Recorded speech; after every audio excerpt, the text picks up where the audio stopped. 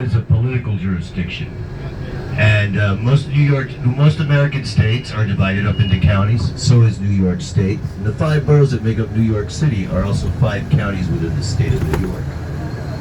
For example, Queens is Queens County. Manhattan is New York County. That's why when you send mail to Manhattan, you address it to New York, New York. Brooklyn is Kings County. Yes.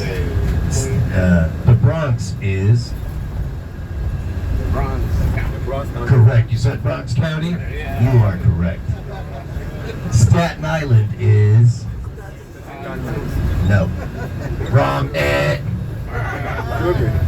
Staten Island is called Richmond County. You want to know why? All right, let me explain. For the first 39 years of New York City's history, it was a Dutch colony that was called New Amsterdam. But then, in 1664, it was taken over by the British. Who'd you expect? They renamed Manhattan, New York, for the Duke of York, for King Charles II's younger brother. While Brooklyn is Kings County for the king. And Queens is Queens County for his Portuguese consort, Queen Catherine of Braganza. Yeah.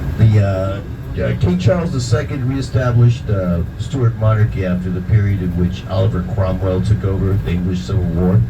And he was known as the Merry King because you can say that he liked to party. He had 14 male children, but none of them could ascend to the throne. Wink, wink. Oh, they named Staten Island for one of those sons for the Duke of Richmond. Yeah, New York City has a very deeply complicated history. Queens, if you will, is the biggest borough in terms of area, in terms of the landmass. Queens is so big that the amount of people who are buried in Queens is greater than the population of Scotland. Wow. Absolutely. Like if we went to take the Queens Midtown Tunnel, I'd be able to show you Calvary Cemetery, which stretches over the horizon.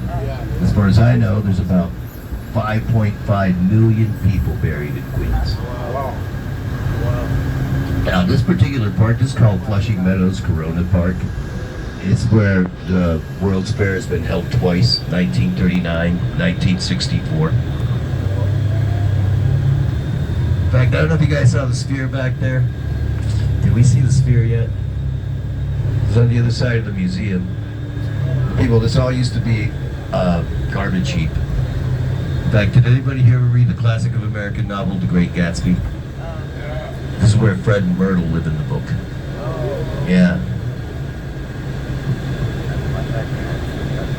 See, in the 1930s, there was a government bureaucrat who was called Robert Moses. He was in charge of building parks, also bridges, tunnels, highways. He took this area and he turned it into the park. And this park manages to be the 3rd biggest park in New York City. It's bigger than places like Monaco, Arlington National Cemetery. Flushing Meadows Corona Park.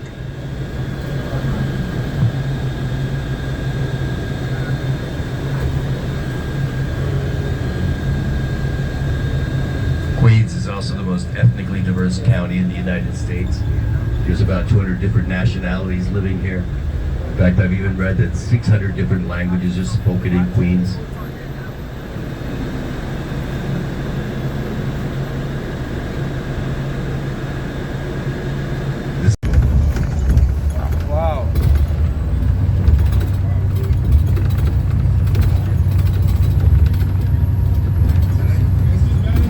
Oh yeah, they still bury people in the cemetery.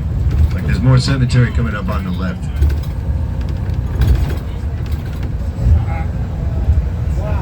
Wow.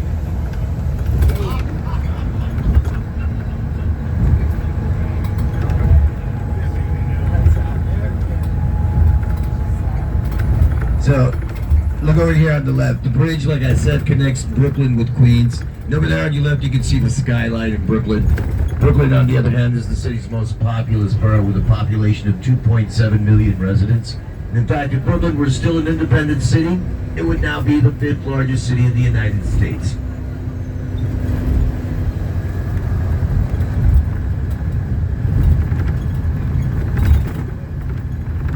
This landlord is New York City. I think about 5% of the city's population lives in some type of publicly funded housing. Now, this is the East River, people. This is the border between Manhattan, Queens, and Brooklyn.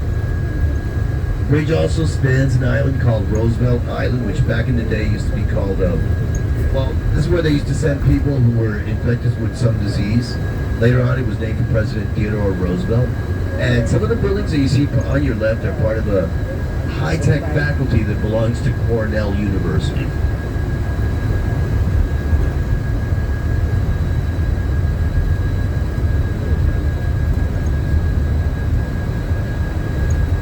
You guys see the cable car?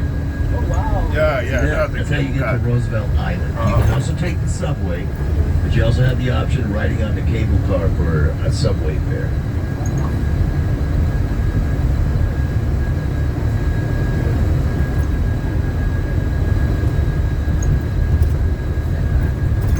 You see the two really tall buildings? Wow.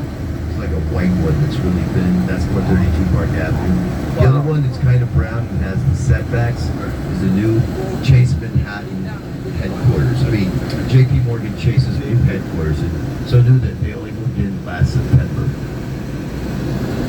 What's going on here?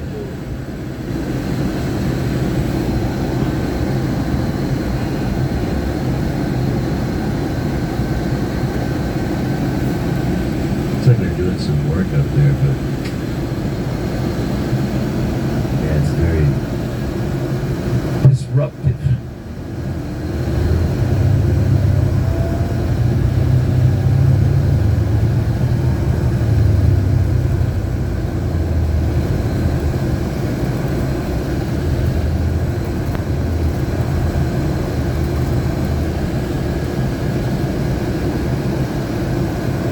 The 432 Park Avenue building I was trying to show everyone before has become part of a collection of buildings that were constructed along 57th Street the last 20 years or so.